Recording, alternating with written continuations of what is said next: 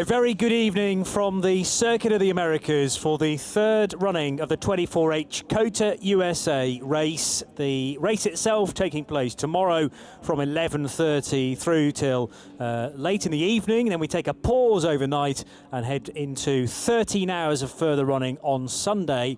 Qualifying already done. The grid is set then for the third running of this event. However, there's still 90 minutes of free practice to come next here on the live stream. A reminder of where we've been already then. Dubai at the start of the year over the weekend of the 10th, 11th and 12th of January. Then into the meat of the European season at the end of March to the 12 hours of Mugello. On to Belgium for the 12 hours of Spa over the Easter bank holiday weekend, and then visits to Brno, the 24 hours of Portimao, the 24 hours of Barcelona, and finally now to here, which completes the trio of the Championship of the Continent events. And lots to be decided over the course of this weekend, not least in the TCE series event, and AC Motorsport versus Autorama Motorsport and the Wolf Power Racing crew are the squad then to be battling over the championship. An idea of the track here, which is in beautiful sunset light currently, the Grand Tower, which provides a brilliant view, and Austin just down the road is a real historical town, both in the world of music but also in art and culture as well, and historical buildings aplenty as well. So the history of this great state, the Lone Star State of Texas, can be explored by many that are here for another event at the Circuit of the Americas venue, which of course is still relatively young in its history. So the bars and the hospitality bolstered at the moment by an influx of racing fans. And the circuit here is a real entertainer with 20 corners in total. Well, it's very different from how you saw us earlier in qualifying. For a start, it's basically dark, but it's way, way colder. I put an extra layer on, think I should have gone for 2. Temperatures dropped probably 10 to 12 degrees from when we saw in qualifying. Now, the key thing to remember about this is because of the interesting split nature of the 24-hour race, the cars will be racing at this time of day twice during the 2 parts of the COTA 24 hours. So getting the cars set up for this cold weather is really important, and when I say cold, it's pretty damn chilly. I need your sympathy, Johnny, and I need your expertise. You always have the latter and sometimes the former. So just 2 minutes to 6 o'clock, and the session is due to begin on the hour for 90 minutes. A very similar format to free practice earlier on today, but that was, 9:15 through till 10:45 in full daylight. We were questioning whether we would actually get to darkness. Well, looking out from our little cubby hole that overlooks the exit of turn 20 and the pit lane entry road, as I say, a fantastic sunset over in the distance. It's been a clear day cloud-wise overhead, which means it's potentially going to be rather chilly overnight without that blanket of warmth that we've had in previous evenings. But it also means a spectacular first part of the session visually, and then also some useful mileage under complete darkness, and there's going to be plenty of darkness hours both on the Saturday and Sunday nights this weekend. Not only myself, Johnny Palmer, in the main commentary box, but also Shay Adam and Paul Truswell, and we're wondering whether to go down to the interview that Nick has just lined up. It's important to talk to everyone here, and here is one of the most important members of it. It's a young lady, I think. I don't know. Hello. What are your views of the racing so far? She's feeling a bit rough at the moment, apparently. We're in the Tockworth Sport. Is this your? Your dog. What's the name? Rye. Rye. I should know. Very furry. Boy or a girl? Boy. Oh, it's a boy. Is he a big motorsport fan? Yeah, he is. I'd say so. That's good to know. Rye, who do you think is going to win? Well, that was more sense than I ever make, to be honest. So that's the important key interview. Rye, the dog. Always best to get that one in the can at the start of the session, isn't it? Yeah. Rye's wondering, who's this idiot who's come over to talk to me? I'm just interested in munching away at the 24H More biscuits. microphone. More guard. biscuits. more biscuits as well. Why does this microphone flag smell so I think funny? Nick clearly had biscuits in every single pocket of that pair of jeans. Well, that's just Nick. That's Nick. It is indeed. The cars then very quickly populating this circuit, and this is going to be a chance to acclimatise for the first time this weekend for many as to remembering where the track goes and also what visual aids, or rather lack of, you're going to have when you get to this point on a Saturday and a Sunday night. And we talked about how dark it may get around here, despite the main straight being reasonably well illuminated. It's going to be very, very dark out in the back section. And it's funny, Johnny, because you may have driven Circuit of the Americas last year, the year before, in the darkness, but guess what? The floodlights might be in a slightly different location, so it's a different track than the one you drove 2 years ago. It's going to be a learning experience for every single driver going out there and doing these night laps. Take Ben Keating, for example, behind the wheel of the number 4 Black Falcon Mercedes. He knows this track like the back of his hand, but he is figuring out where the light is around it for the first time. Yeah, and again, it's a question of just rinse and repeat in a sense, because once you've ticked off 10 laps or so, I'm sure the whole situation becomes a lot more comfortable. But then again, there are various bits of this circuit that loop back on itself, so you're going to get returning cars with headlights on that could potentially distract you, a little bit like Dubai, because there's open sections to it, and it's just learning where you're likely to find the surprises and to try and make them not surprises when it comes to the race. But they better get used to driving in these conditions, because what time are we now locally? 6 o'clock, so by certainly 6:30 I'd imagine it's going to be pitch black, and we're racing till 11 o'clock tomorrow night and till 9 o'clock on Sunday night, so there's going to be 10:30 on Saturday night, yeah, and 9 o'clock on Sunday night. I wasn't a million miles away. But equally, yeah, I mean, your point is still valid, Johnny, that you're going to have to get used to driving this. And the point that Nick was making when we first went over to him is that it's the temperature change. It's the change in temperature which really can have an impact. And what I would be worried about if I was running the team is not so much the way it gets cooler, because generally as the racing track gets cooler, everything kind of gets better. The pressures on the car just aren't as great as the temperatures are cooler, and very often as you go into the night, that's good.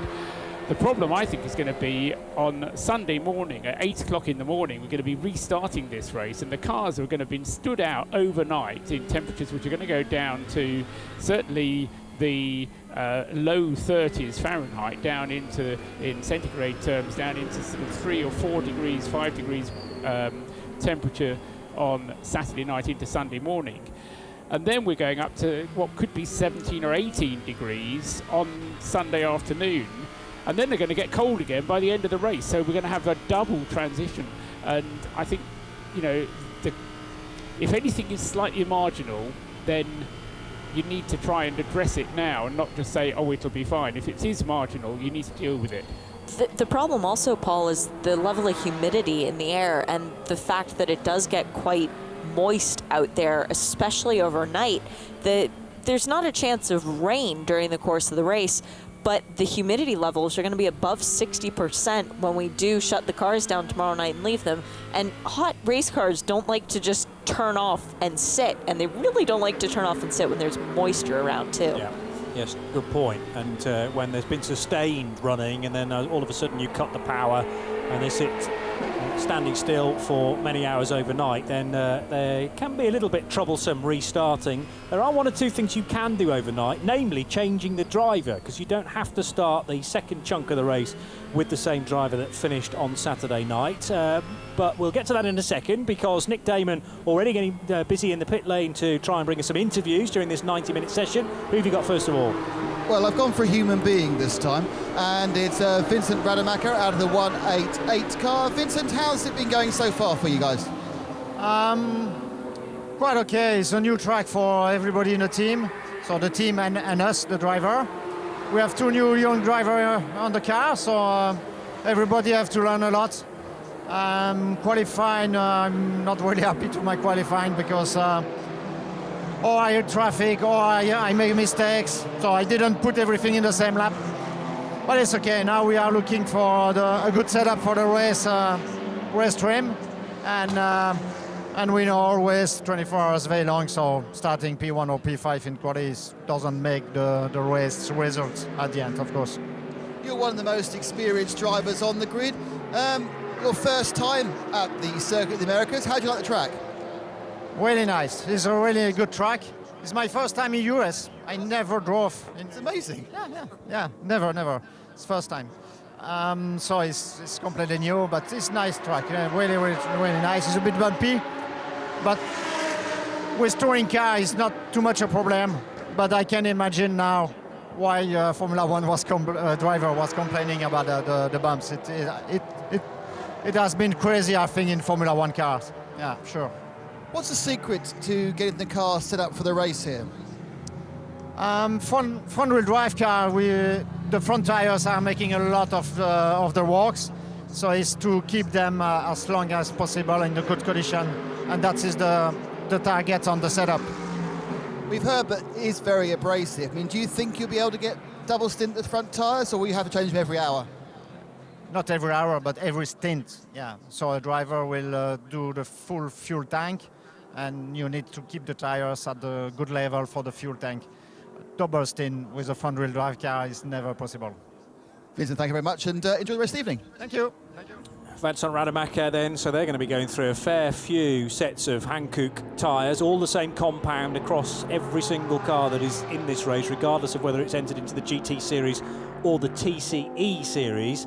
And, well, he talks about fuel tank there. TCR car, expected to do comfortably over an hour. I mean, are we verging towards 2 hours, perhaps? In an hour and a half.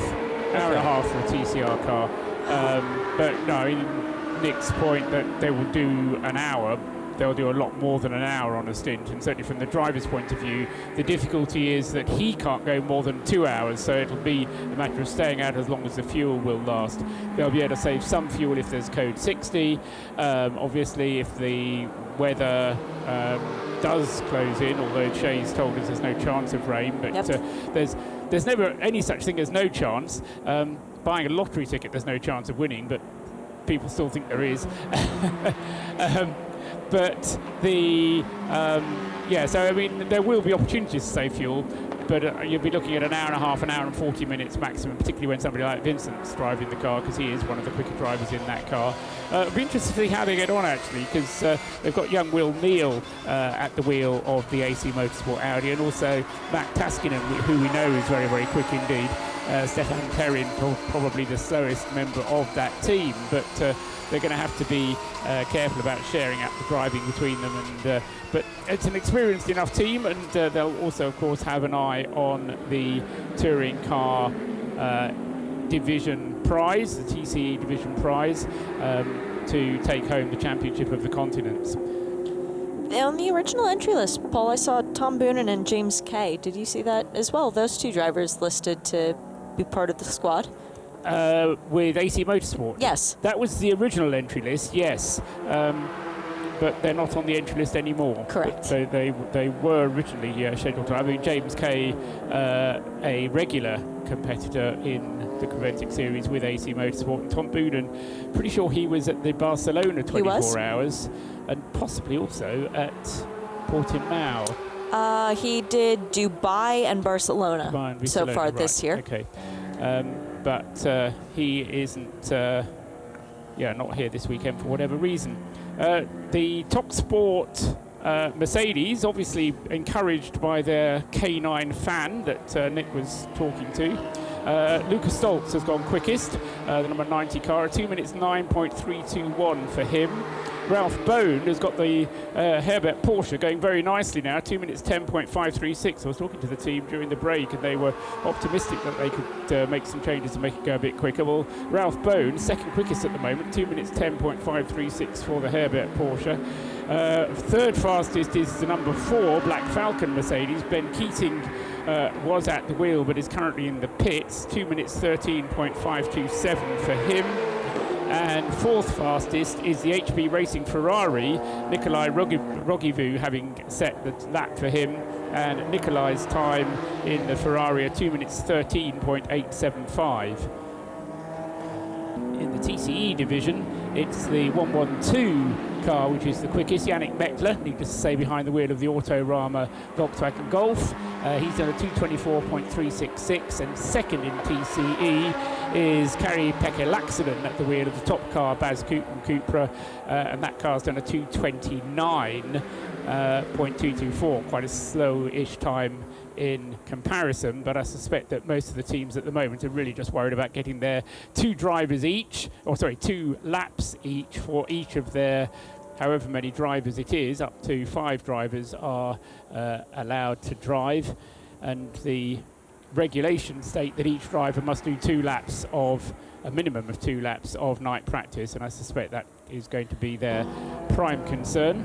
I can't imagine as a driver you would want to go into a night stint here for the first time during a race. That would be pretty terrifying.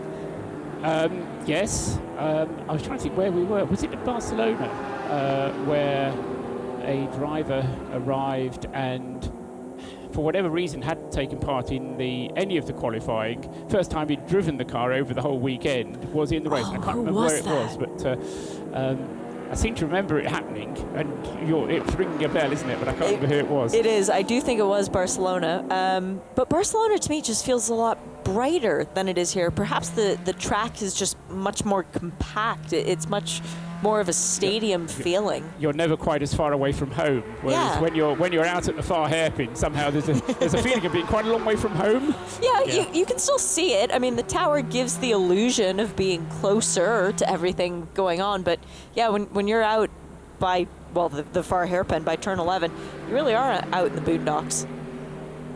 However, hopefully you're enjoying our coverage both from a visual point of view as well as just audio as well, although I know during these longer sessions a lot of you like to just take us with you and maybe catch up with the visuals later on in the weekend. But one or two on-board images suggest to me that certain areas are very well lit indeed, and then you plunge into darkness with very little warning. So the first few laps for drivers that haven't experienced this track at night will be quite daunted by that, I'm sure, especially if they're out there on their own, or indeed with blaring headlights from right behind from a GT3 car trying to hustle them on. Hang on a minute, I don't know where I'm going next.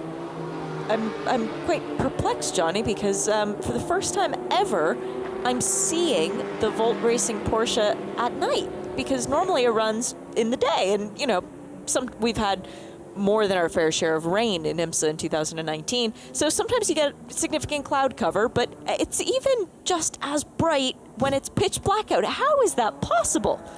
It's the highlighter yellow of Volt lighting and their backers for Volt Racing then, and the brake discs glowing nicely as well as the 73 slows down, still with 30 on the side.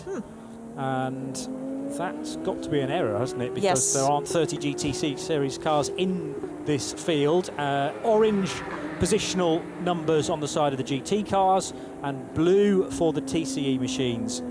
So we should only have the highest number, 26 for the GT series entry. 26.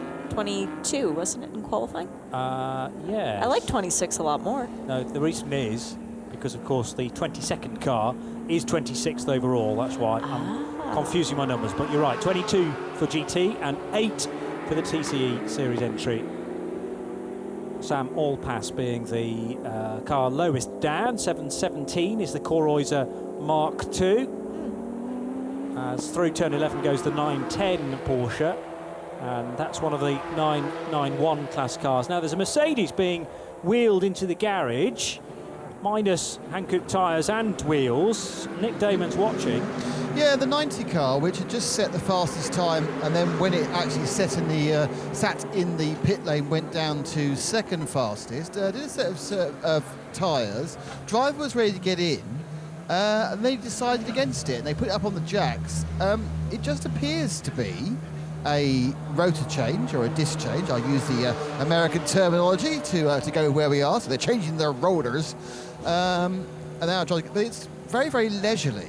So they're not pushing to make certain amounts of time or do certain amounts of setup things. So they've perhaps decided they did the laps. It bedded in as they need to be. We'll get the next set of disc and pads on and take it from there. But it's not a problem. It appears to be just a very relaxed, do we need the whole hour and a half sort of break? Well, it adds a new definition to free practice because team deciding to do a bit of practice of their own. And this track, I would imagine, is pretty tough on brakes with high speed to low speed several times a lap. They need to change brakes more than once across the 24 hours, do you think? I think they probably will, particularly with those heat cycles that they're going to have to go through, because the race will be starting in the relative cool. It'll then be getting hot during the day. It'll then go cool again, and then it'll get hot again, and then it'll go cool again. And so I think with those cycles, they will need to change. Certainly on the GT3 cars, they will need to get through 2 sets of discs or rotors and pads. And so what I'm slightly surprised at was that Top Sport didn't choose to practice changing the discs quickly. As Nick was saying, it was a very leisurely kind of affair down there, and I know that some teams, if they're going to change the discs, their pads, they say, look, mechanics, you are part of this team, you're going to have to practice doing this so you can do it quickly. Please have a go at practicing. Yeah. And even to the extent where they'll probably do it in the garage rather than doing it on the pit apron. So get the car up on its dollies, wheel it back, get the discs changed, get it back out again. Even if you're not going to go straight back out again immediately, at least the mechanics then get that little bit of practice to do it quickly. Because for sure, the team is going to have to do it quickly during the race. And I just think every time you practice something, you get a little bit better at doing it. Is there any logic to doing a brake change during a code 60 and actually rolling it back into the garage so you can have more mechanics working on it? Oh yes, I mean certainly anything you do in the pits, if you can do it during a code 60, that's a better time to do it. More news from Nick Damon down in the pits. Yeah, who is with the 131 team and with Antti Buri. Antti, first question, disappointed not to get pole? Yeah, it's always disappointing. It was a close one. We were with Baz whilst you were going around your laps. He talks to you a lot, doesn't he, during those laps? Yeah, Baz likes to talk. But as another Finnish driver, would you rather he left you alone? Yes. Because do you know what you're doing? Yeah. Looking forward to the race, Antti. I mean, what do you feel? Do you feel the car is quick enough to win? Yeah, we have a good lineup. The car is strong, so we are looking to repeat last year. It's an interesting race with a 24-hour time period, but with a long break in the middle. Does that present extra challenges? I think it helps. It helps quite a lot when everybody can rest and the cars can cool down. So yeah, it's going to be a little bit easier than normal. We've got 30 cars. How do you think the traffic's going to be? Will it be okay on this circuit? It's going to be easy. You know, we used to Dubai with the 80 cars, so this is going to be easy event. I see you're in your civvies, Antti, so you're not driving tonight? Yeah, but a little bit later. Relax. Thanks, Antti. Thanks indeed. And another very verbose Finn for you there. Yeah, and He's yes. slightly more talkative, I would say. Maybe, economical with words, but It's all good stuff. a lot of what he says makes perfect sense. But Fabian Dance is in the car at the moment and had a bit of a gravelly moment at one point whilst you were talking to him.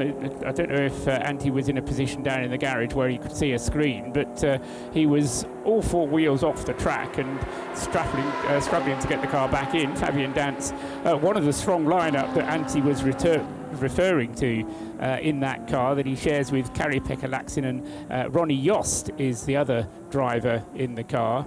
But Fabian, as recently crowned champion of Europe in the TCE division, should be doing better than driving the car off the track, I would have thought, but it's all safely gathered in again.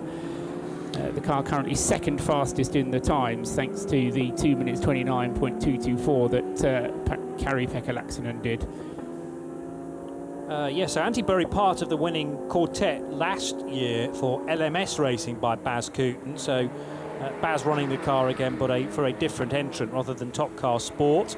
And Antti joined on that occasion by Ollie Kangas, Kari-Pekka Laaksonen and Ronnie Yost, as we've already mentioned. So Fabian Dance is the addition there. And I don't think Dance was here last year. No.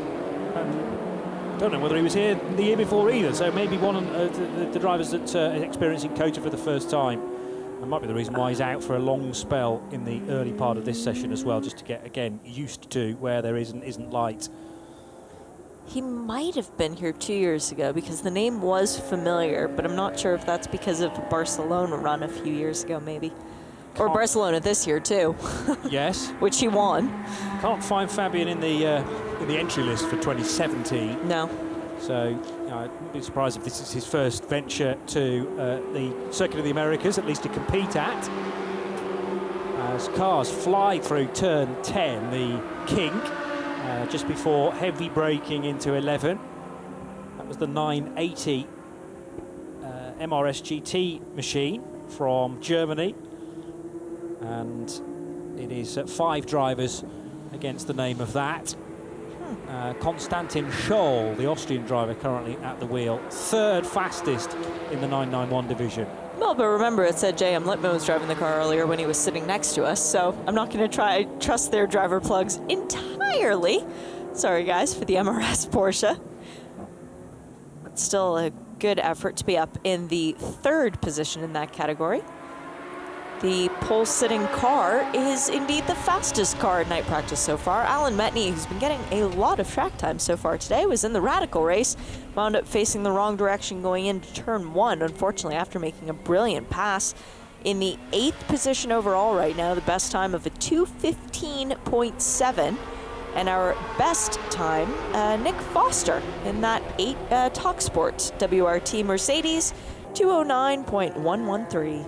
Yeah, Alan Metney, Shay, has actually been out continuously since the start of this session. Hasn't been in for a pit stop or anything. 22 minutes into the session, and has just completed his 9th lap out there. So he's, as I say, using up a lot of track time, getting a lot of track time. But whether that's for the good of the rest of the team or not, because of course all 4 drivers are going to have to drive the car during this night practice session. Do you know Alan Metney's story, Paul? I don't. He was a professional skydiver. And when he stopped doing that, and no, it wasn't because a parachute failed to deploy, he thought that there must be a better way to let everyone experience skydiving, so he created iFly, which is an indoor skydiving company, now stationed all around the country and the world, they're in Canada too. And basically you can go and be in a tube and simulate skydiving. I've seen those being done. Somebody did offer me a go and I declined. You have to wear a special kind of suit, don't you? It's kind Correct. of like a, yeah. So he's been parachuted into the team to drive this weekend. Oh, well played. Actually, he drives with Kelly Moss Road and Race. They're his IMSA GT3 Cup team, and he's won the Masters Championship 2 years on the trot. And considering that he only started racing in 2017, that's a very decent success rate. It certainly is. So the car's still out there. He's not yet coming to the pits. He just completed his just gone through. Just completed his 10th lap of the stint then, and we are 24 minutes into the hour and a half of this session. And the Metney car is also just attracted some more attention to himself because he has just got a warning for track limits over at turn 10. Oopsie. Yes, so he will have to pay attention to that. There are no track limits in the sky, though, Paul. Lucas Stoltz is the number 90 TalkSport Mercedes, still in the pits. And that was the car that Nick described to us as having gone in for that brake change. And since its brake change, it's still been in there. So it's quite a long pit stop from the TalkSport team. So I suspect even though the work they were doing was fairly leisurely, there might be something else going on at TalkSport. I would hope it's not Luca back behind the wheel of the car and that they are sharing and giving another one of the drivers an opportunity. Well, they need to get the car out of the garage first. Good point. That's, as I say, the problem that's going on is that the car is just sitting in the garage at the moment. Lucas Stoltz being shown on our timing screen as still being in it. But, of course, he's not because the car's in the garage. A spinner out on the circuit, and in Well, fact 2 spinners on the circuit. Was that related, those two incidents? Because we talked a lot about cars going slowly during qualifying, coming out of turn 12 in order to buy themselves some track space. I just wonder whether the 91 Herbert Motorsport Porsche and the Lippert SPX entry, which is car 710, the Lamborghini of Harald Schlotter, made a little bit of contact there, or perhaps one had to concede some space to the other with imminent collision just around the corner. I'd like to see that again. There were 2 cars recovering and only 1 yellow flag, so I think we can draw our own conclusions from that. Yeah. Daniel Alleman it was at the wheel of the 91 Herbert Porsche, but he's got going again, so whatever ailed him has now been sorted out.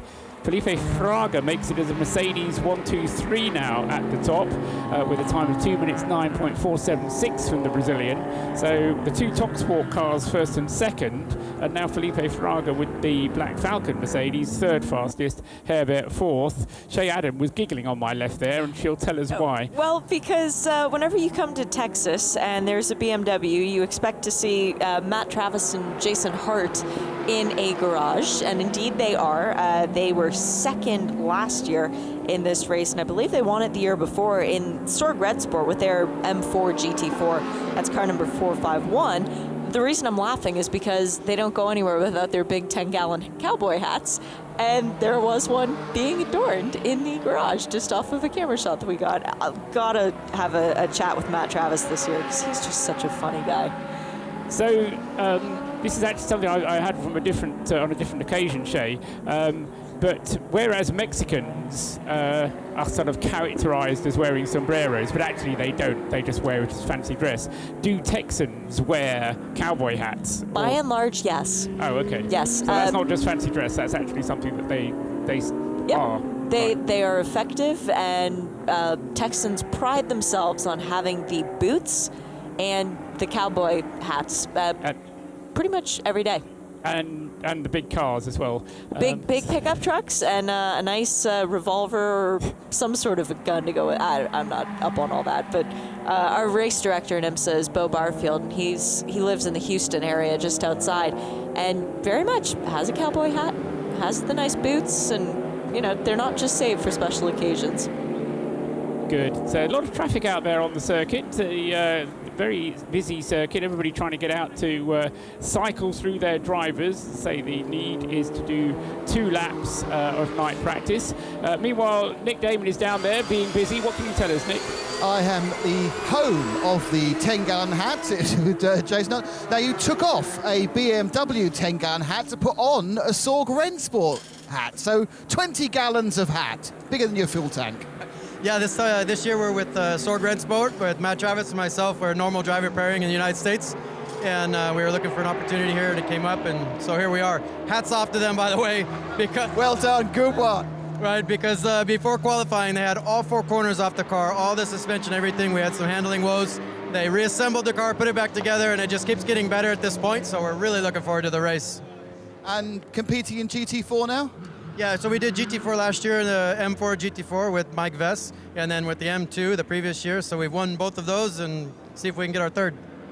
And so it's a big team, 5 drivers. How are you going to cycle through the? Is it like, I'll have to wait so long to get in? Yeah, we'll probably kind of have a conversation about that tonight, work on some strategy, or maybe tomorrow morning because we have some time. But we haven't sorted our driver lineup out quite yet. I mean, you're obviously locals. I mean, even have the Texan flag, so you a few miles around the circuit, the Americas. Yeah, definitely to count. Very fortunate to have so many laps here. Very fortunate to have an F1 track in my backyard. Love the place. Here it's going to get repaved through the winter, so that would be mega. But yeah, definitely love coming here. Very nice. So a lot. How much has it subsided over the last couple of years? A lot. And part of it is the Texas clay. If anybody knows anything about Texas, they know about the clay. The clay grows and shrinks so much with the water and the drying.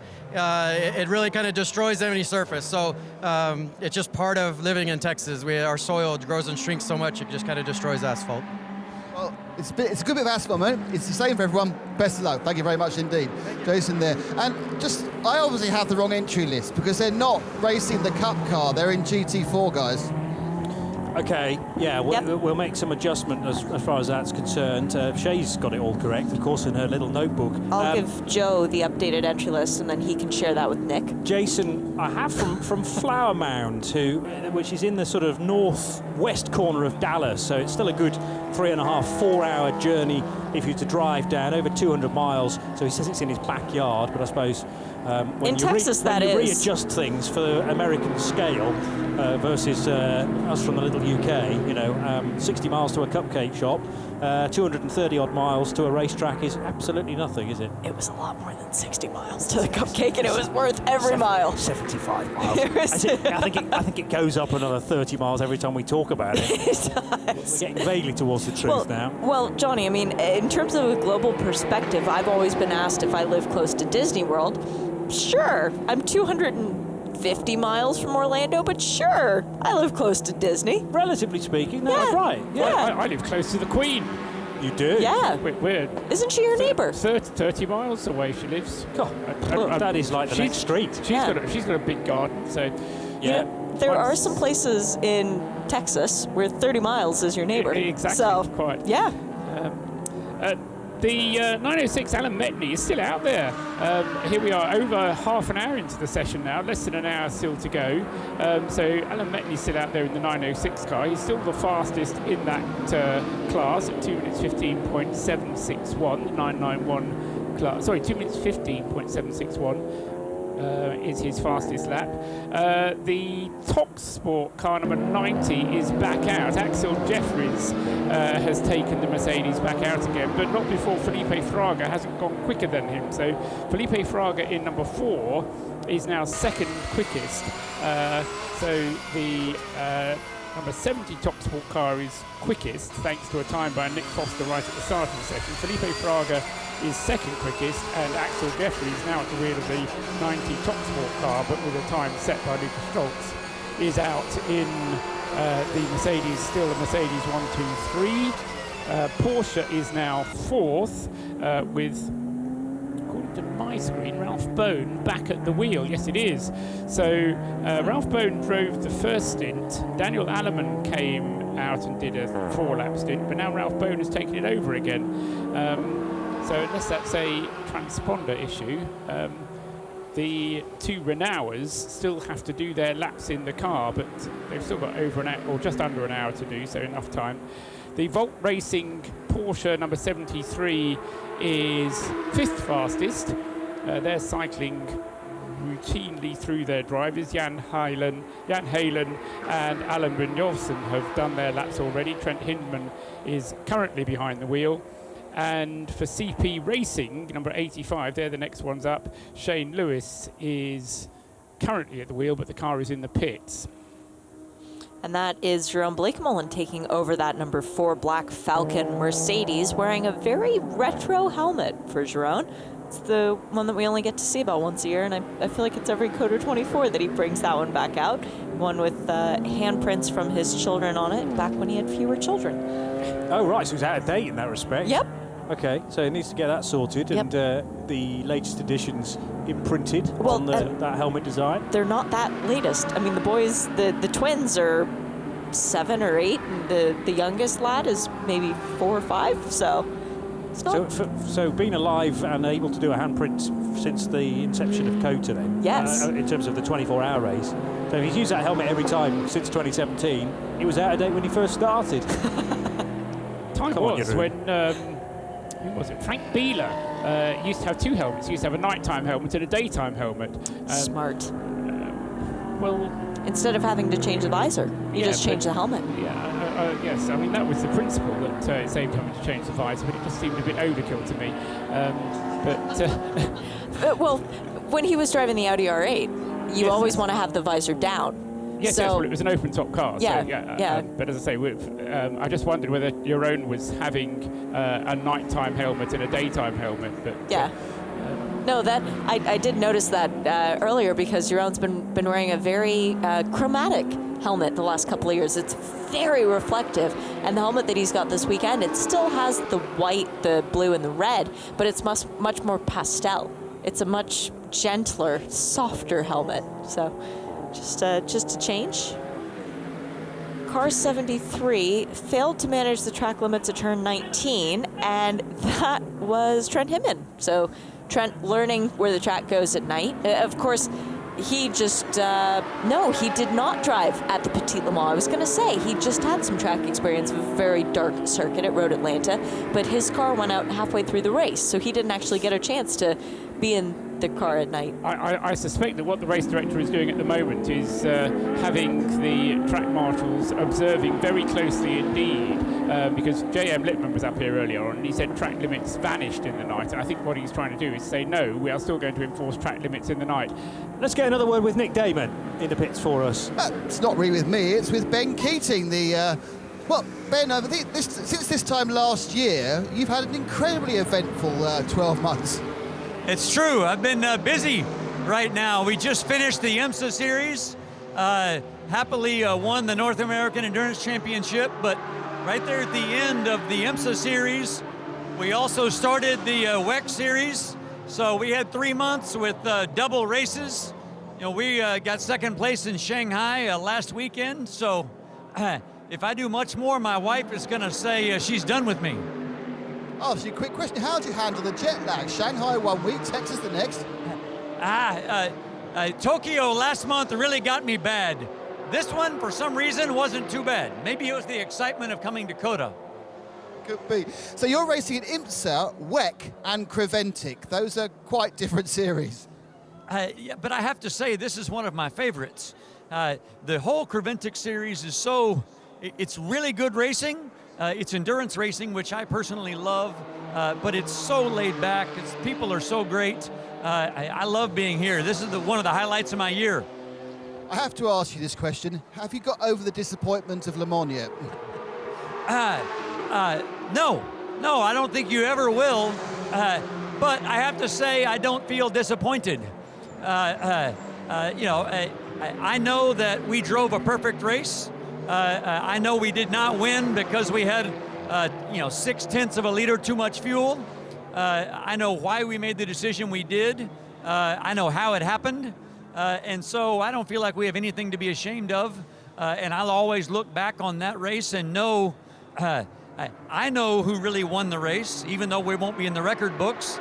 And I know that everyone else who was in the race knows who won the race. So,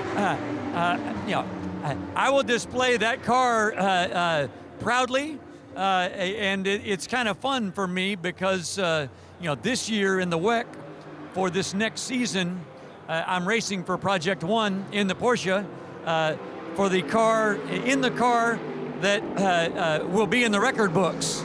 They were in second place, they inherited the win, and so we always like to debate on who really won Le Mans.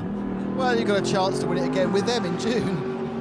That's true, but here in Texas, I'm a car dealer.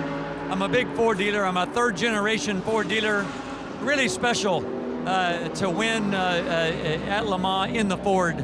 As a matter of fact, I've got my Ford GT shirt on. We're gonna run out and go see the Ford versus Ferrari movie tonight. So we're gonna relive the Ford winning at Le Mans even tonight. No spoilers, don't tell us who won. I'm saying in 2019. Oh, phew, thank you for that, yeah.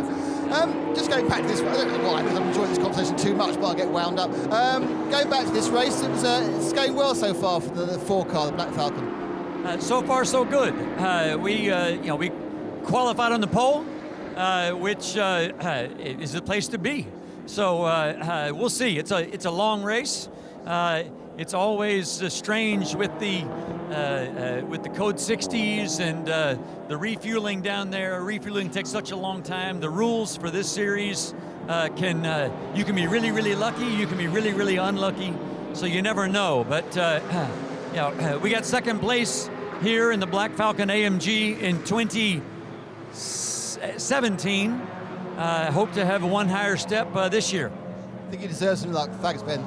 You bet. Thank you. Cheers, man. Yeah, great to catch up with Ben Keating, a Texan, as you can probably detect from the accent, from Victoria, so just a little bit south of here, but Austin is very much his local circuit, and I'm delighted and also surprised to hear that this is a true highlight for him, despite all the other higher profile racing he's done this year and in preceding years. Between 2013 and 2017, 5 races here at this track, Ben Keating won 4 of them. This place was very close to being named Keating of the Americas just because of all the success that he had. He is a Texan through and through, and he was talking about how much Le Mans means, and yes, that is the race that he wants to be remembered for winning, not remembered for being disqualified from. So he is going back to try and win it again. But Ben is a very humble man. I mean, he said he's a car dealer in Texas. He owns 13 dealerships in the Houston area and is about to open what will be the biggest Toyota dealership there as well. I mean, he's a very successful car person, but he is just that. He's a car person. He loves racing, and he loves getting to come here and drive. This is the only series that offers him that opportunity in the regard that he wants. Yeah. So great to have him here, and with his regular WEC teammates too, in the number 4 car, which is still fastest in this night practice session. Breaking news. Yes? Jeroen Bleekemolen is quicker than Felipe Fraga. Because Bleekemolen has just gone quickest of all. That car wasn't quickest because Nick Foster was quicker. But Nick Foster, having got out of the number 70 car, has handed it over to George Kurtz. It's back in it's still with George Kurtz, but Jeroen Bleekemolen has done a 2 minutes 9.059, which is quicker than Nick Foster's time of 2 minutes 9.113. But more importantly, Felipe Fraga did a 2 minutes 9.147. So Bleekemolen, already they've got through all 4 drivers. We've still got 40 minutes, we're only halfway through this session, of the session still to go. And the number 4 Black Falcon team can pretty much now park the car, and they don't have to compete anymore. They've already put the car on pole position. They've done their 4 drivers through night practice. They don't have to do anything now until the race tomorrow. Well, Ben said they wanted to go catch a Friday night movie, so maybe it was the slowest guys to buy the popcorn. Quite so, yes. The Ford versus Ferrari film, to which he was referring, which is now on general release, and of course, what I did like actually was hearing from Ben that he regards it as a win, and a number of drivers that I've spoken to who have won races but been disqualified on technicalities still kind of have in their memory that they won the race. And to be fair, with something like Le Mans, if you've gone through a period of 24 hours and you know the kind of blood and sweat and tears that you have to go through in order to win a 24-hour race, and then have it taken away from you on a technicality, you almost don't care. You just say, no, we won the race, we went through it, we weren't beaten by anybody. Okay, they chose, but it becomes in your own head. You have to think on the positive and make it a positive experience, rather than, as Nick was trying to get Ben to say, you know, are you still disappointed? Yes, it still rankles, but he's not disappointed. Yeah, I think they can look back on the race and know that actually, from a driver point of view, they never missed a beat. The team did everything that they had to do. They know why the decisions were taken by the ACO as well. And as I say, I think once you understand that, then you can look back on it and say it was a successful weekend for them, and it was absolutely. And you can take back a trophy, you can take back a watch, but you can never take away the memory of standing on the top step of the podium and looking out over the hundreds of thousands of people who are cheering you on. Yeah. So. Yeah. I'll take that, certainly. The 70 car of Eric Shang now is the TalkSport WRT Mercedes that puts 3 AMGs at the sharp end. Yes, I said Bleekemolen's still the fastest car, but I was literally looking at the timing screen as he crossed the line and did the 209.059. So important for Paul to point out the fact that Jeroen had just set that time on lap 16 of what was a 17 lap, or has been 17 laps completed so far for car 4, and perhaps unsurprisingly, Jeroen pitting on the very next lap. We have a Porsche that's apparently gone missing. No, never mind, it's into the pit lane. Woof, it scared me for a second. The Porsche Lorient was showing up as being 20 seconds late to the start-finish line for Dominique Bastien. Car number 911. Currently down in the 29th overall position, the last of the GT cars, and well out of place. Hope all is okay with that car. I'm still amazed. You mentioned this earlier on, 906, the the Kelly Moss Road and Race Porsche, which Alan Menti took out at the beginning of this session. He's still in it. He's not made a pit stop. We're 45 minutes. Joe Bradley's disappeared because he's going to take over for the second half of this night practice session down in the pit lane from Nick Damon. But we're into the second half, and Alan Metney is still out there. Paul, I'll tell you exactly what's going on. He got into that car, radio check, yep, got you loud and clear. Unplug, drive out of the pit lane. Goodbye. I'm just going to go around until I run out of fuel. And guess what? It's not going to happen. Well, the advantage is they have a second car. They've got the 910 that they're also running in addition to the 906. So if Alan Metney comes in and says, guys, I feel like I need a little bit more practice. I'm feeling a little bit weak, maybe a little slow. Can you just cycle through the other car? I think that's what they're doing. There have been quite a few drivers listed against that 910, have there not? Indeed, yes. Wade Ducote, David Ducote, Chapman Ducote, and Andrew Davis, the other drivers. You say Perfect. All 5 drivers. Just see who's driven what in the 910. Well, Chapman's been out for 13 laps. Wade Ducote's driven the car, but there's still quite a few drivers still left to get through in that team. Andrew and David Ducote. Andrew Davis and David Ducote still needing to get their laps in, but there's time yet. 43 minutes to go.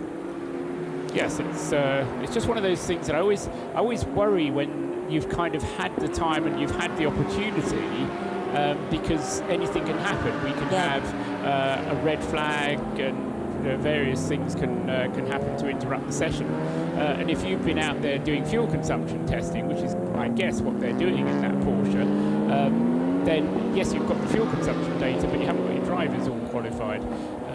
But as you were saying, Shay, at least that Kelly Moss Road and Race team have the option of the other car to get the drivers qualified in. And again, it might be down to Alan Metney just choosing to have as much practice time in the night as possible, although he's done this race twice before and in Porsches, because 2 years ago he was with Brookspeed with an SP3 Porsche, sharing the car with Freddie Hunt. I do remember that because I was here in 2017. Wait a minute, that's the car that beat John Hindhaugh. Oh dear. Oh, I didn't mean Awkward. I didn't mean to bring that up. Sorry, John, if you're listening. But yeah, Brookspeed, just the one race in the 24H series in 2017, and then in 18. Alan was back with JDX Racing with a 991 class Porsche 2. So experience of the track and experience of a 991 spec Porsche 2. But, well, you can never get enough practice in prior to some pretty long stints, you would have to think, even though they've got 5 drivers to fall back on. It is 5 drivers across 2 cars. So all of a sudden, you're going to find yourself potentially with limited choices to make when things like rest periods have to be factored in, and you can practice all sorts of different scenarios, but you know they're going to be, some of them are going to be unique to the race in terms of who's going to be where at any point in time. There's a problem for the Herbert car, I think Nick Damon just said in my ears. Yeah, another one of these cars that turn up, everything looks okay, then it gets wheeled into the garage. I thought, oh, they've been so efficient, they've gone through all their drivers, they can stop now, it's fine. But no, they wheeled in, the rear bumper is off with the underneath valance, and they've been having a good old stare under the car, waggling the exhaust. So I'm wondering whether the exhaust has come loose. Hopefully you can see now as a man looking at one of the lambda sensors on the exhaust, where that's the problem, the mounting. But they stopped and they are trying to sort out what looks like either a sensor or an exhaust mounting problem itself. Obviously, lucky it happened now rather than an hour's time, which would be 10 minutes into the race. Well, this car, Nick, I'm not sure if you were aware, but this car we think might have had a slight altercation with the Lamborghini. We're very much putting 2 and 2 together. The 2 of them were recovering from the same incident at the same time. So whether they actually touched or whether they just had sympathy spins, don't know. I mean, you have to talk to Daniel Alleman to establish that. Damage on the car. I've looked around 3 of the 4 corners. No, there's no real obvious scuffage anywhere. Right. So I don't think it's had an accident. Yes, they could have fallen off. It could have been some fluid that caught both the cars out, but that is unlikely. certainly, if it was a misunderstanding, it was not a misunderstanding that involved contact. Okay. The other thing you need to know is that neither Renault has driven that car yet. Ralph Bone and Daniel Alleman have both done their night laps, but neither Alfred nor Robert Renault have done their night laps in that car yet. I'm trying to remind myself what a lambda sensor does. Is that the little sort of nostril off the exhaust pipe to measure the fuel-air mixture? Because I know that's a big thing in Australia this year with the Supercars Championship. Because it's part of the balance of performance as well. Right, but it's how they. To give you an example, the engines can be run in Supercars very, very lean indeed. But then you're going to stress the engine and potentially incur more costs. And in an attempt to try and keep costs down, they're monitoring very closely how much fuel and air mixture is being put through the engines at any one time. So it's a kind of offshoot from the exhaust, so that the officials can work out what's being fed through the engine. And that's balance performance. It's balance performance related, is it, Paul? So yes, you're going to create an even playing field through that very carefully concocted mixture. Correct. Okay. Still hasn't stopped Scotty Mack from winning another championship. Well, just saying. That's down to good work from Team Penske, in fairness. Yep. In TCE division, we haven't really spoken about that yet. It's Stuart Hall who is top of the list once again in TCE, or at least the car that he is driving, and he is responsible for the fastest lap in that car. He and Tom Black have both driven the 107 One-Lap Competition Cupra thus far in the session. Chris Kemp is just on an outlap at the moment. Second in TCE is the Autorama VW Golf, car number 112, and that is, needless to say, a Gannick Meckler time, which is quickest in the 112 car. Third fastest in TCE is 188, the AC Motorsport car. Vincent Rademacher is now out at the wheel of that car. We heard from Vincent earlier on, and that car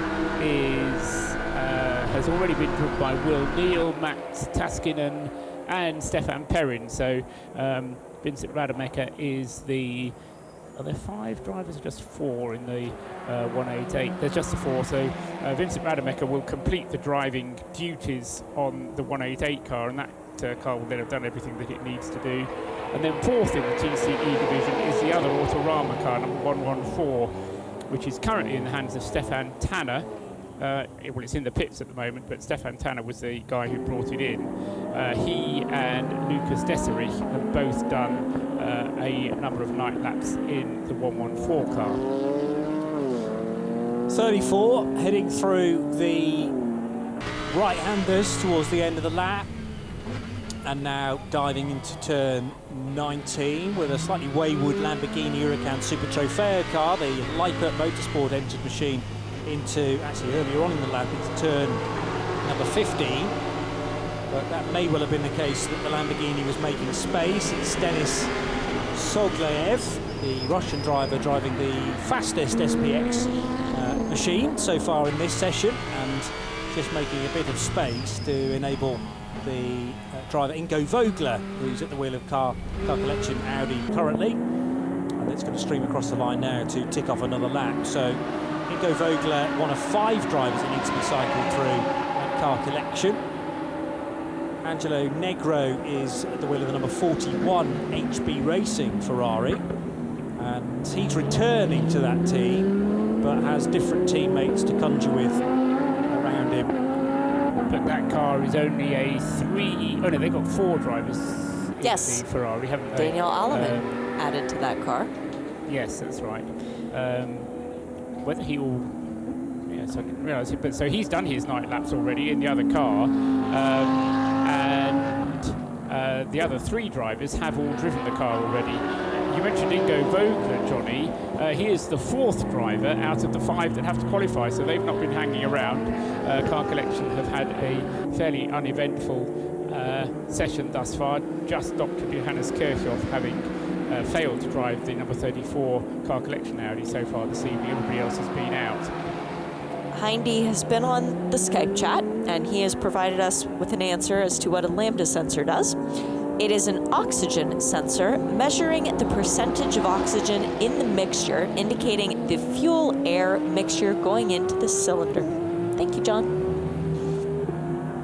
Yeah, and that is presumably, therefore, there's a kind of set thing for your individual car, whether you're running a Mercedes or a Porsche or a Ferrari or an Audi indeed, and the setting or the limits have to be closely adhered to according to whatever balance performance system is being utilised. Creventic have their own. Other GT3 championships can differ, but it's all carefully balanced to ensure that Mercedes, Porsche, Audi, Ferrari theoretically have an even chance of taking race victory. Nick is back. I thought he was going to stay in the garage and play with the puppy dog all night. Aww. Sad. Who's that going faster? We've got 2 green sector times from the SPX entry of the Coroisa racing car, the 717. Ward Sluice took that car out. Personal best sector 1, personal best sector 2, and is now 1 minute 7 seconds late to the finish line. And there it is, stopped out around the circuit. So, somewhere in sector 3 is that Ford Mustang lookalike, the Mark II, with big V8 engine. It appears to have all 4 corners in the right direction, Johnny. Yeah, it's slightly off the track, the 717, and Cher, you reckon, yeah, it is what Schlaus at the wheel currently with the Coroisa Racing Mark II V8, currently 3rd in the SPX category, but stranded in the final sector, and if it stays there for long enough, it may well be that the clerk of the course triggers a code 60 so that it can be safely towed away, although all of a sudden fires back into life. Not sure. I would be amazed, quite honestly, if we don't go to a code 60, because we would in any case have a drill code 60 at some point during night practice, and this is an ideal opportunity to have that with just under an hour of the session elapsed. Coys is yet to drive that car this evening, on the assumption that they've had their driver ID in the right place. Everybody else has driven it. So Jim Briody has done his night qualifying, so he's all safely done everything that he needs to do to qualify for the race. Sam Olpass has been out, Ina Thorsten has been out, and as you say, Ward was actually in the car when it's ground to a halt. And no surprise, the code 60 flag being displayed on the start-finish line. And so this is the we had a brief code 60 in the free practice session. We got through qualifying without any code 60. We now have another code 60 now, and this will be the mechanism that is used during the race as well to neutralize the race. And I can't remember who it was we were talking to, but one of the drivers we were talking to during the qualifying session was saying how gaps would be closed up if there were a code 60. But I think it was Jeroen Blekemolen. But of course they won't. The theoretically is when a code 60 happens, everybody stays in the same position on the circuit until it goes green again. Yes, and well, after a little while of Wortschlaus trying to get the car restarted, it has now fired into life just at the point where the recovery pickup has headed onto the track. But I think the clerk of the course and the officials gave Watt as long as possible before finally he was able to do a full reboot. This does give us an opportunity, though, to head to the pit lane and a change of voice, because Joe Bradley taking over from Nick Damon, and he's found Todd Lamb from car 126. The 126 car. Todd, can I clarify? How are we saying Speedworks? It's the Atlanta Speedworks or Speedworks? Speedworks, yeah. We're a US-based team. We're not German, are we? Yeah, exactly right, yeah. So yeah, Atlanta Speedworks are based out of Atlanta, Georgia, so it's our first time down here for the 24 race, but we've been down here quite a bit with other series doing other stuff, so. All right, so you're familiar with COTA? Yeah, we're very familiar with COTA. We've got a lot of laps here in general. Most of our drivers have raced here several times, so yeah. Oh, cool. Now the 126, the Honda Civic, currently in the pits. Is this just process? Is this just, there's nothing to be concerned about? Yeah, this is just standard procedure. We're going through and checking tire pressures at night. We're very new to these Hankook tires, so we're trying to learn as much as we can, using all the time that we have to try to get the most out of it. We're playing with tire pressures. We're checking diff preloads and things like that, and just trying to figure out where the car needs to be. Oh, wow, that's getting a bit technical. So the Hankook tire, what tires is the car normally on in the series that you run? We run in IMSA, so we run the Michelins normally. And is it a major difference in how the car has to be set up? We're still trying to figure that out. It seems like there's definitely some differences. There's a difference in the grip level, and I think these tires are going to wear a lot better, but I think that's because they're a little bit harder, so there's a little bit less side load, and so we're just trying to develop the car and develop the setup based on that information. When you say develop the setup, are you going for longevity or performance? Most definitely longevity. This is an endurance race, so it's not our first time doing endurance races. We've done 25-hour races before, 13-hour races, 12-hour. Not in this car, so we're still learning, but generally speaking, we know that this is all about, basically consistency, not having any failures, and trying to keep the tires alive for the entire stint. Now, Todd, you've done your night practice. I just want to ask you, you're familiar with the long-distance races, racing into the dark. How bad, how good is COTA when the sun goes down? It's really not bad. We didn't expect any lighting out there at all, but things are lit pretty well. I'm at least well enough that we can see. We're going to have to move. Just let the 91. We're sharing garages, of course, as is the norm. Sorry, you were saying? Yeah, so COTA's not bad. It's actually lit pretty decent. There's a lot of ambient light. There's a lot of different lights out there to get your bearings and have reference markers so you know where to brake and where to turn in. There's a few corners where you can't quite find the apex till you get to it, but, a little muscle memory gets you there. Great stuff. I'm sure you are enjoying this. I can tell by the smile on your face when you're talking to us. Wish you guys all the very best of luck.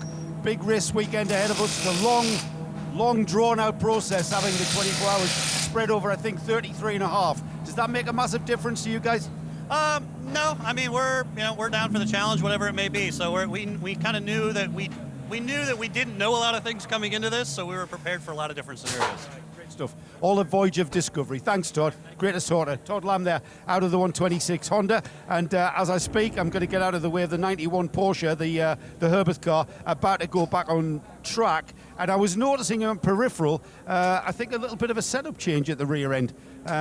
So we might see a bit more speed or a bit more consistency. Time will be the judge.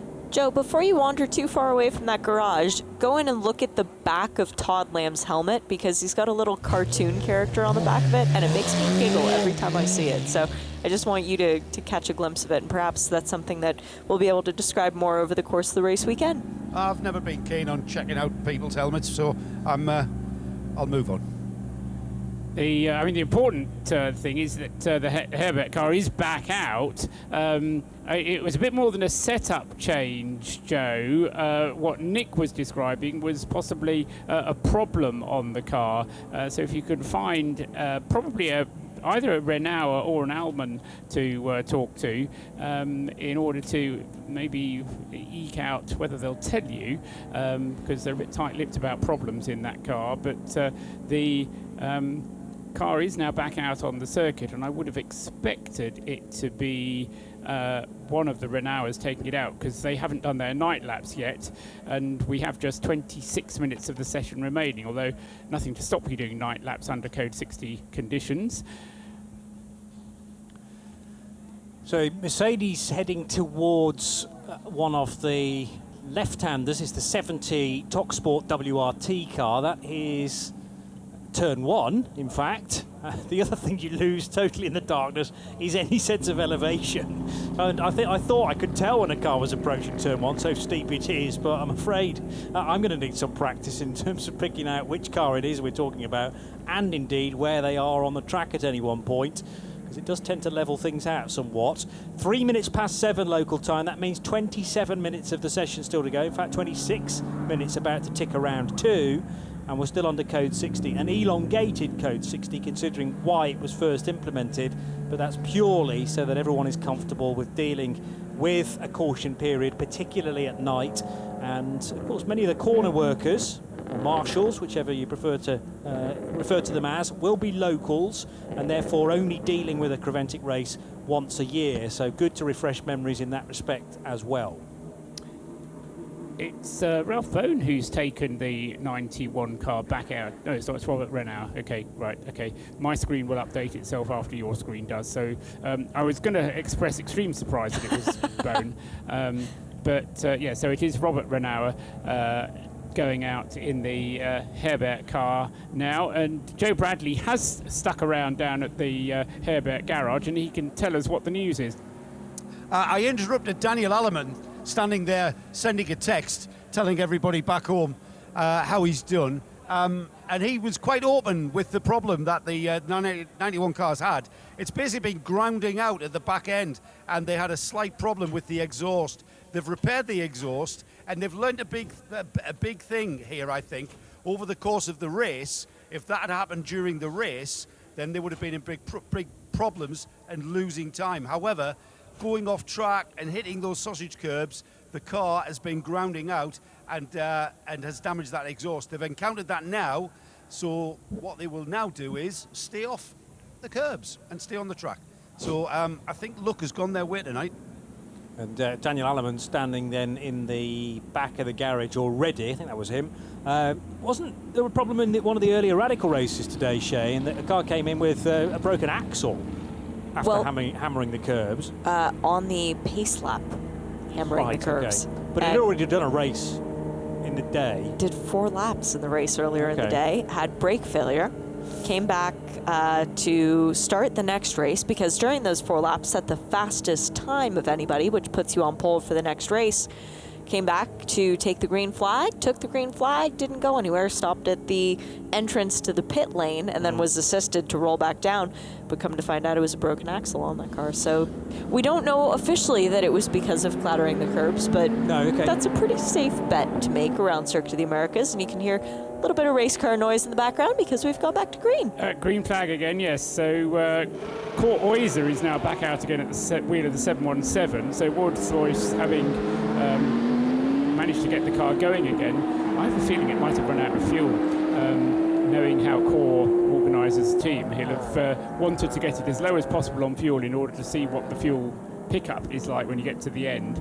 And he'll have then said, well, when it runs out, then bring it in and we'll change over and then I'll drive. But I suspect what happened was it ran out of fuels, and then, as often happens when you do run out of fuel, if you let it all kind of settle down again, then the fuel will come down and it will, the condensation will everything will cool, and then you can start it up just to do the half lap to get it in, which Ward clearly was able to do eventually. Anyway, so the car is back out again in the hands of Kurt Oyser. Robert Renauer is out at the wheel of the 91 Herbert Porsche. The number 4 Mercedes, which is fastest, is done for the night. I think there's no point in that going out again. So they've qualified all 4 of their drivers, so we won't be seeing anything more from him. We've got Martin Conrad out at the moment in the number 90 Top Sport Mercedes, and in the race, I think it's the number 90 car that we're going to be more interested in, because the number 70 car is the one running in the AM class. And yes, when Nick Foster's driving it, it's very rapid. I'm not sure that the other drivers are going to be quite as rapid as Nick Foster. They'll probably try and prove me wrong now, because there are some quick drivers, but they're all AM drivers, and they'll have to do the lion's share of the driving. Well, they have to do 12 hours, correct? Yes, they do, absolutely. Yes, so Nick right. Foster can do 12 hours. Under 12 hours, yes. Just under, yes. And it is doable. And with the break in the race, then even though you end up driving over a longer period of time, the actual driving times are a little bit more kind, or can be a little bit more kind. But Joe's down there in the pits with Jim Briody. He is our indeed. Centurion. Yeah, it's as if we've rehearsed this, Jim. Your car, the 717 Mark car, pulls in. Right on cue. Absolutely. What a beautiful car this is. Jim, this is a very special event for you. 100 24-hour race, but 100th and last is what you're telling me, and I've got no reason to disbelieve you. This is it. This is, well, you know, at my age, I'm 75 years old. I'm not going to get any faster as I get older, that's for damn sure. So I figured... I think everybody's glad of that. Well, I'm still quick for an old man. I'm still humbling the young kids, and it drives them crazy, and it makes me really happy. So I figured at the end of this race, I've hit a milestone of 124-hour or longer races. We've won quite a few of them. The record right now with 99 races is 24 wins and 54 podiums. So that's a hell of a good record over 38 years. It is incredible. It's an incredible story. And your wife next to you, Pat, I mean, it's not just all about Jim. You've been part of this thing for the last 54 years, and without a good woman behind a really great bloke, it wouldn't have happened. You weren't just his wife, though. You were his engine builder, weren't you? Engine builder and crew chief, yes. Crew chief as well. Crew chief, yeah. So he got in the car when you told him to get in the car. Oh yeah, absolutely. And I got to tell him where to go and how to get there, and he would say, "Thank you, honey." You know what, guys? I've been around racing for about 35 years, and for me, it's not just about what happens on the track. It's about being this family, the social aspect of it. It's a massive thing, and I can understand how you have been unable to give it up for all of this time. How are you going to be able to give this up? I'm gonna have it's gonna leave a big hole, but we're gonna find he already knows what he wants to do. He's gonna do competition shooting. So the competitive spirit is not going to die. The competitive edge.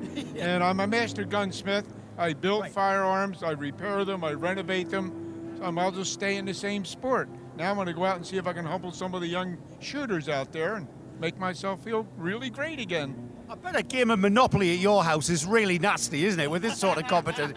You bet. That's true. That's true. He won't play with me anymore. Jim, we're going to talk to you as often as we can over the course of the weekend, and I know you're going to be here.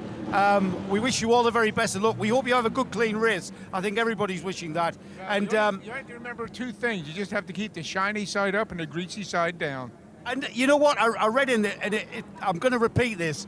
You've got a great interview. You and Pat have a conversation, and it's all in print in the magazine, the series magazine, which you can get online at 24hseries.com, and you can read it. And there's some advice that you've given young drivers, which I really advocate. And what was that about being smooth? Smooth is fast. Yeah. And to give you a little story, I was racing with Fliss Brothers at Daytona in a Corvette. And the father would go through it when every driver came into the pits, and he would do the temperature on the tires, the rotors, the brakes, the rear differential, and he'd write them all down. I would come in, he would do the same thing, shake his head and walk away. After about the third pit stop, Patty goes over, she said, you know, Stan, he says, what is it? Everybody comes in, you write the stuff down. Jim comes in, you do all you look at the temperature, you shake your head and walk away. And he said, Jim's the fastest driver out there, and he's got the coolest temperatures on the brakes and the differential. He says he doesn't look fast, but he is. Smooth is fast. Remember that. Good advice. There, many years ago, some people may remember Jackie Stewart, now Sir Jackie Stewart, creating something called Formula Finesse, which was driving a road car, and in effect what you had was a large saucer on the bonnet of the car with a ball in it, and you had to complete various kind of tests with this ball in the saucer on the bonnet of the car, and that was all about Jackie, who in probably the same era as Jim to a large extent, was purporting the benefits of smooth is fast, and certainly Jackie was always a great proponent of smooth driving as well. We've gone code 60 again, the engine noise in the background, and it's because the number 90, which car is it? It's the Speed Lover Porsche 978. Nigel Farmer has come to grief off the circuit at turn 12, which is the first of the right-handers after the left-handed hairpin at the end of the back straight. Car seems to be on all four wheels, but just in the gravel bed. Which is an improvement from how it was yesterday at that same portion of the track, correct? Not the same portion of the track. It was off at turn 1 in the test session yesterday when it tipped over and ended up on its roof. There was some cannibalization, we understand, with another Porsche 911 shell, which was used to put this one back together again, but having got it back on or having got it out of the gravel bed, Nigel Farmer is now continuing around the track fully neutralized under code 60, so there are some cars still circulating, but I think Nigel probably there just lost control of the car at the right-hander and ended up going straight on into the gravel. And now sensibly zigzagging the car off the track in order to get a shot of any of the loose stones caught up in the under portion of the car, within the suspension. It's very easy for gravel to be scooped up in wheels as well. And the last thing everybody else wants is for gravel stones to be spread right across the racetrack. So Nigel trying to do his best there in getting rid of most of the stones. I'm sure it'll be a visit into the pit lane though, so that the team can attack it with some of the air lines and blow some of those stones loose as well and make sure it's safe to continue. This is eating into the session though a fair bit. We've only now got 15 minutes left after 2 virtually back-to-back Code 60s. Yeah, under 1 minute to the end of the Code 60, we're told. So we should be back to green flag conditions very shortly. Update on the Rennauer progress though, Paul. Has Robert gotten his 2 laps in now? Robert has done 2 laps, okay. So he can come back in once he's done that to hand over to Alfred, and then all 4 of the drivers of the 91 car will have done their qualifying laps. We are back to green now, both indicated by flags waving, but mainly by the giant illuminated boards, the LED boards that are put in, well, principally for Formula One, it being a Grade 1 circuit, and hosting the United States Formula One Grand Prix just a couple of weekends ago. And they can flash amber, they can flash, I haven't seen one flash purple yet, but I'm sure you can reprogram one so that it flashes purple for the Code 60s. And also the green now displayed too for green flag running, hopefully, till the end of the session. Jeroen Blekemolen now in the pits though. Will the 4 car rejoin? No, they're at the movie theatre. Oh yes, that's right. Ben Keating did say they're going to have an early night, although movie theatres tend to be open later than 7:30. Do they now? Maybe not in Florida, in Fort Lauderdale, no, because you have to make sure you're back in bed by about 9 o'clock, don't Exactly. Can you tell I don't get out much? There are cinemas and movie theatres that I'm sure will do a late screening of Ford versus Ferrari. But yeah, maybe the team are still here. It's a Black Falcon car, Shay was telling me yesterday, so it's come all the way from Germany, despite, I'm sure there being a GTD car knocking around somewhere, but then again, the team will want the latest bit of kit available to them. Well, you say that.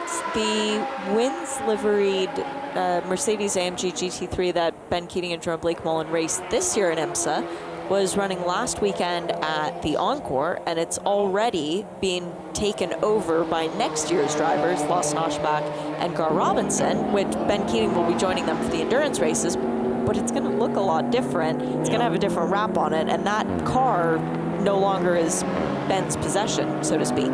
So I don't know where they would have gotten another Mercedes from. Cooper McNeil drives a Ferrari, so he's not a Mercedes driver. So true.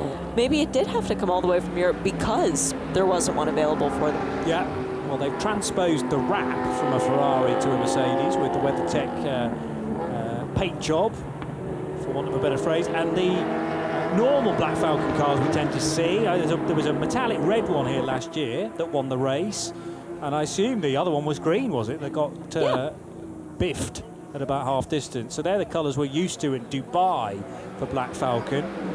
So a very different look to that car, but the same highly skilled and much experienced mechanics looking after the 4 car. Yeah, the team led by Sean-Paul Breslin, the team owner of Black Falcon, and their race engineer for this weekend is a chap called Renaud Dufour, who, if you know your race engineers, has engineered many winning cars, including Nürburgring 24 and Dubai 24 Hours winning cars. So he is a very experienced and very good race engineer working with the Black Falcon team this weekend. So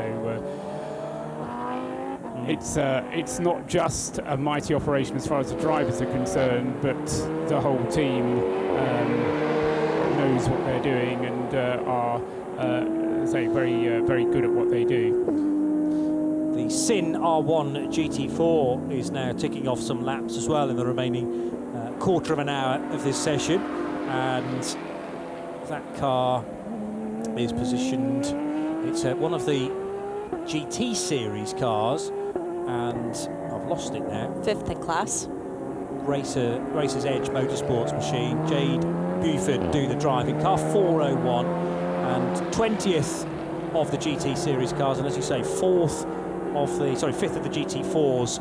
So it is behind the Winward Racing Mercedes, the ST Racing BMW M4, and then one of the couple of RHC Jorgensen Strom BMW M4 GT4s. And also the Zorg Rennsport example as well. GT4 looks like a decent class this weekend. Looking forward to seeing who comes out on top in that. But no sign of Pro Sport Performance this weekend. No. The number one car, which Pro Sport Performance, of course, last year was running the 85 Mercedes, but the number one car, because they won the championship, not here this weekend, which would normally be a GT4 entry this year. Nico Verdonk with Nico Verdonk driving, but Nico is at home at the moment having a baby. What's the date today? Well, he's 16th. Well, not quite. 15th still. Yes. 15th. I think the baby is due on the 16th. Congrats, Nico. Yeah, so Nico and his wife are looking forward to their arrival. When I left, it hadn't arrived yet, but our wishes go out to Nico Verdonk and all of his family. Herbert is back in. Is Renauer getting out and Renauer getting in? I would hope. So nobody will be able to tell, of course. No. I have suggested to him in the past that they could quite easily fumble the driver IDs, and nobody would be able to tell any the wiser. I can see a slight difference in them, but only when they're standing one next to each other. I tell the difference on the grounds of their gait and their attitude, in that Robert is always a much more involved. If ever they're walking together, Robert would always be the one that arrives first, and Alfred is always one step behind. Huh. Did Robert arrive first? I honestly don't know. But Robert is much more hands-on. He's much more involved. He's more involved as the team manager, whereas Alfred very much kind of slightly more passive. Slightly more passive individual as well in this character. Joe Bradley always gets the two of them around, don't you? I had a 100% record until this afternoon. Right before qualifying start, I walked up to one of the Renauer brothers in his overall, sat on the fueling rig, or not the fueling rig, the air rig, the rig outside there. We don't do fueling. And I walked up and I said, Robert, he went, you had a 50-50 chance and you got it wrong. And you're not Alfred. Yes, I am. It was Robert who just got out that car. Unless they were playing Paul Trustwell's game, if you're trying to fool people and trying to fool you. Well, they fooled me today. They did. It's been a while since I saw them, in fairness. It was Portimao in July. Yeah, well, okay. And they haven't changed. I don't think it's to do with the time away, somehow. No, it's not It's really. very challenging. My eyes. Even at the best of times. So Robert Renauer brought that car in. Notably, the Herbert crew were focusing on that rear bodywork to make sure that everything was still in the right place. So yeah, they're going to have to adjust how punishing that car has, how much punishment that car has taken in the portion of today. I mean, that's again what free practice is all about. How much can you? How much time can you extract from that car by taking to the scenery sometimes and to the curbs, and they're just going to have to rein things back a little bit. But if there were a team who were going to say we'll have to keep it off the curbs, then absolutely Herbert are the team who will then keep it off the curbs, because they are just very, very good at doing that kind of thing. They're very good at driving a car to a pace. Last year, I can't remember where they qualified, but they were fairly well down on the grid, 5th, I think, on the grid for last year's race. They were leading at the end of part 1. They ended up coming 2nd in the race, or 3rd in the race. 2 years ago, they won the race here, and they were champions. This year has not been a very good year for them. They've had all manner of bad luck in not only the Creventic series, but also in the ADAC series. But the Herbert team, if they have decided that driving it over the curbs is going to do some damage, then all 4 of the drivers will just keep it off the curbs. Yeah, very disciplined. And yes, and they know the way to. We heard Jim Briody saying smooth is fast. Herbert will nearly always be able to get through with a car that looks pretty much the same as it did when it started the race as it does at the end. And that is key. Keep it out of the pits for as little time as possible. And obviously the cars are going to have to come in fairly regularly for fuel and for service, but Herbert can turn cars around very quickly indeed. Joe Bradley remains in the pits. We've got another 5.5 minutes to go. Who have you managed to pick up now, Joe? Oh, I can easily talk to Ivo Breukers for 5 minutes, Johnny. He's just got out of the car 101. That's the Red Camel Jordan's Cupra. Ivo, here we are, another great track. It's been a fantastic season. We're coming to an end of 2019. Let's reflect back. What's been your highlight of this season? Definitely the 500 of Spa. That was such a tough race, and everything could go wrong, but we didn't do any mistake. And that was, for me, that was one of the highlights, yes. I thought, you know what, I thought you guys need to retire because you will never ever have another race as perfect as that one. You might be right, you might be right. Maybe you should, just like Jim Briody, have a little party and stop racing, but I won't. Ivo, you've just come in, it's night practice. We are going to run a lot of this race in the dark. What can you tell us about COTA in the dark? It's fantastic, it's really fantastic. I even had a little spin just to look around. We have rear tires from Spa still on it, a little bit optimistic. But it's fantastic in the dark. I love it. I love it. It's great. It's real racing. A lot of lights everywhere. I feel very, very happy and confident. And yeah, I'm enjoying myself. Now the TCR class is always very, very competitive. And all right, the sun shone today. Beautiful conditions. However, it's a bit chilly. It's going to be cold. We're going to go towards, I think, 10 o'clock tomorrow, 9 o'clock on Sunday. We all know how difficult the front-wheel drive cars are when the temperature drops. What's the key to the performance and keeping that performance going when the temperature drops? It's all about the driver. Of course. No, but well, I think the temperature drops is not bad for our car. So I think we would get problems when it would be too hot, especially for the front tires. You go out of the pits, you have all these sequences of S's. So as you finish by the S's, the tires are really, really hot, and you feel it also when you come in the end, the last few corners of the S's. Then you feel the grip is dropping a little bit. So you have to be really, really careful to last the tires as long as possible. And I think for tomorrow that will be the key to keep up with the front runners. Now, the superstar has been dropped this weekend, your son Rick, but he's taken on a different role. He's taken on the team strategist. Is that right? Is he looking forward to that? It's quite a responsibility. Yeah, he's playing around with all kind of Excel sheets, etc., and he's really into it. And we're getting all kind of details of a few tenths of a second, faster and slower. But it's good. Somebody takes a look at it. We always take the strategy very serious. We always take some advice from Paul.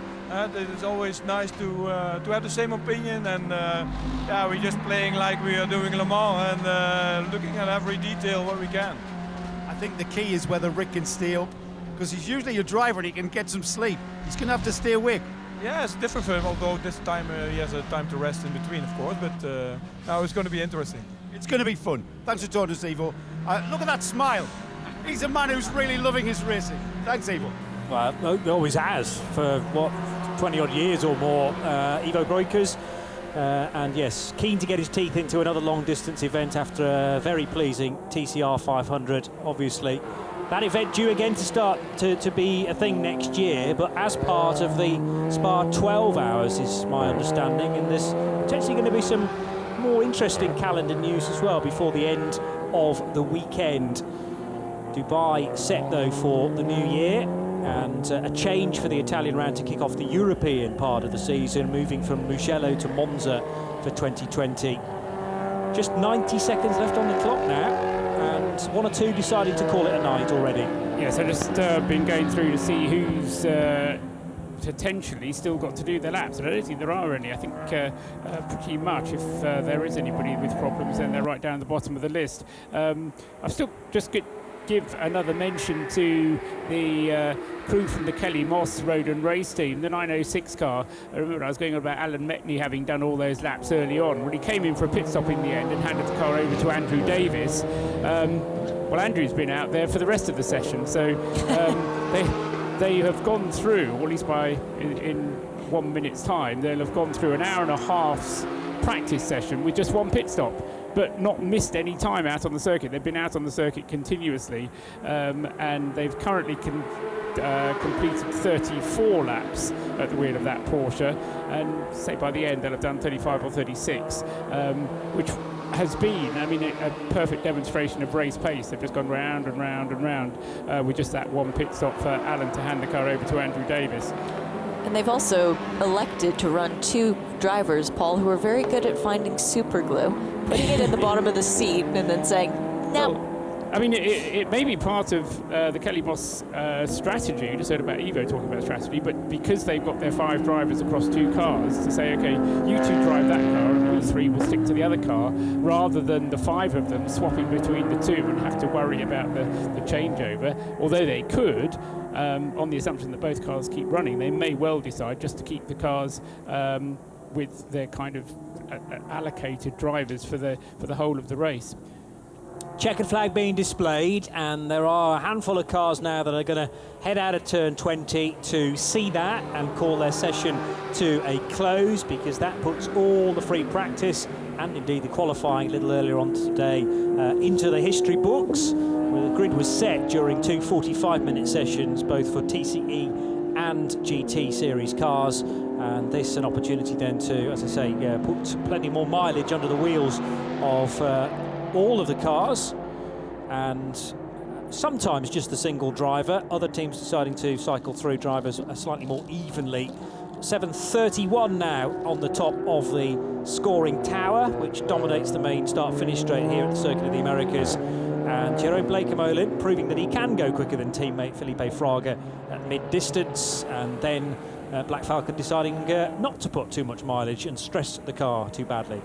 Just one thing which I was going to say earlier on, but we never actually kind of had the gap in activity, or I forgot about it. I think what Black Falcon are going to be looking at is, I've done a little calculation, if they can have an advantage of half a second a lap for the first portion of the race, then they'll be a lap ahead at the end of the first 11 hours. We've only got doing 11 hours today. But if they can get a lap ahead, then of course that's a massive advantage, because otherwise everybody who's on the same lap of them at the end of the first portion of the race is going to be starting, they're going to be side by side on the grid effectively for part 2 of the race. But half a second a lap over the first part of the race will get them, by my reckoning, a lap ahead at the end of the first part. Now, in qualifying, they were very nearly a second ahead. In that night practice session, the Black Falcon car actually only finished up 0.05 of a second ahead of the top sport Mercedes. So that's not enough of a margin for them, but it's of that kind of order. So when we come to the race tomorrow, I'm going to be looking at whether Black Falcon can extend their lead, for I'm sure that's what they're going to be trying to do, to the tune of half a second per lap. And if they can do that, as I say, I think we'll get to round about 280 or so laps at 11 hours, and then we'll know exactly how the what the grid lineup will be for part 2, because it's part 2 which is the big important part of the race tomorrow on Sunday. The results then from 90 minutes of running. Monlau competition are fastest in the TCE division, with David Tin last in the car. That's the car that's going to start from pole position tomorrow as well, courtesy of Stuart Hall's time. The times in the far column on the live stream are actually how much slower the car was than the GT Series fastest car, so slightly misrepresentative, but I can tell you that it was a 2:23.499 for car 107, 2:23.519 for Jeremy Daniel and the rest of the TCR crew at Red Camel Jordans.nl with their Cupra TCR, and Autorama Motorsport by Wolf Power Racing, the Volkswagen Golf, finishing in 3rd place, ahead of Top Car Sport by Baz Kooten, car number 131, AC Motorsport of Belgium, number 188 with their Audi RS3, the Atlanta Speedworks Honda Civic, number 126, finished in 6th place, ahead of Autorama Motorsport's sister car, number 114, again a VW Golf, and finally Sorgren Sports BMW M240i, car number 851. In the GT Series, it was Jeroen Blakemolin who set the fastest time at 2:09.059 to top the A6 Pro rankings and be fastest overall, but only by 54 thousandths of a second from the number 70 TalkSport WRT Mercedes. In fact, 2 cars, second and third from that outfit. Congratulations in order, by the way, elsewhere in the world and from the discipline of rallying within motorsport, because a big title won by TalkSport WRT in Hungary this weekend. I won't tell you any more about that, just in case you're a fan of said championship and want to explore, but I'm sure we'll delve into that through the course of the weekend.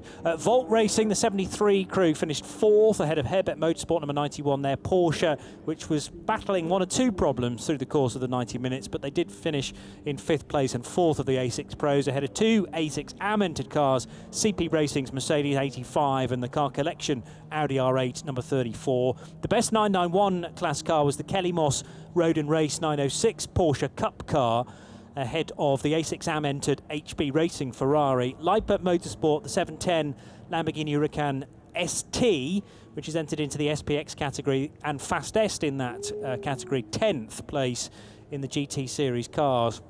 11th fastest was the David Roberts driven 991 entered car from MRS GT Racing, despite it was the Speed Lover Porsche that had a spin, wasn't it? I think MRS had a trouble-free run, actually, to finish in 11th.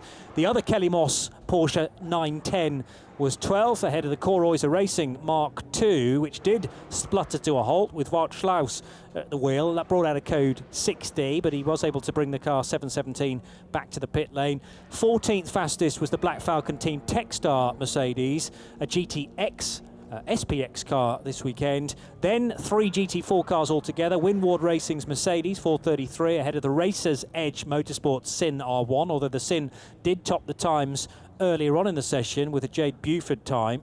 ST Racing's BMW was 17th overall ahead of the spinning Speed Lover Porsche, 18th place, 978. Zorg Rennsport with their BMW M4 was 19th and 4th in class, ahead of the first of a couple of RHC Jorgensen Strom BMW M4s. So that car was 20th, and to complete the 22, the sister car from that team, 411, and Porsche Lorient Racing, the 911 Porsche, which was the 22nd placed car.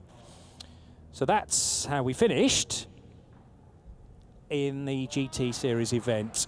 And for the RS1 broadcast, we're going to knock it on the head for tonight, but be sure to join us tomorrow, 11 o'clock local time, for the build-up to the third running of the COTA 24 Hours USA.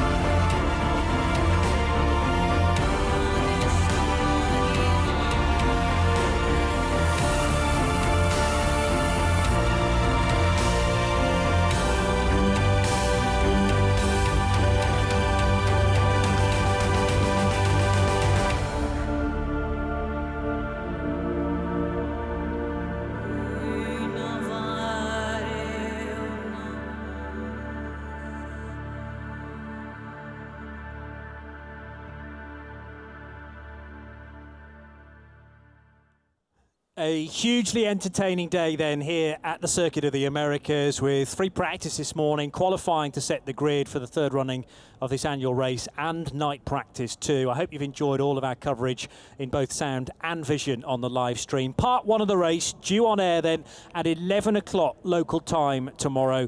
And remember, we are -6 GMT or UTC, whichever you prefer, here in Austin, Texas. So the first portion of the race starting at 11:30 through till 10:30 tomorrow night. That will put 11 hours in the book and just the mere 13 hours to take place on Sunday. Thanks again to Joe Bradley and Nick Damon, who've been working hard in the pit lane, to Paul Trustwell and to Shea Adam. From Johnny Palmer and the rest of the team, it's good night, and we'll see you tomorrow.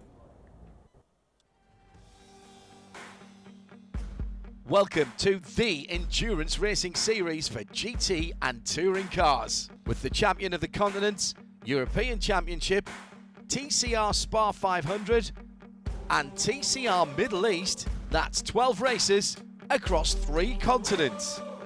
The best endurance racing experience for everyone. Welcome to the world of endurance.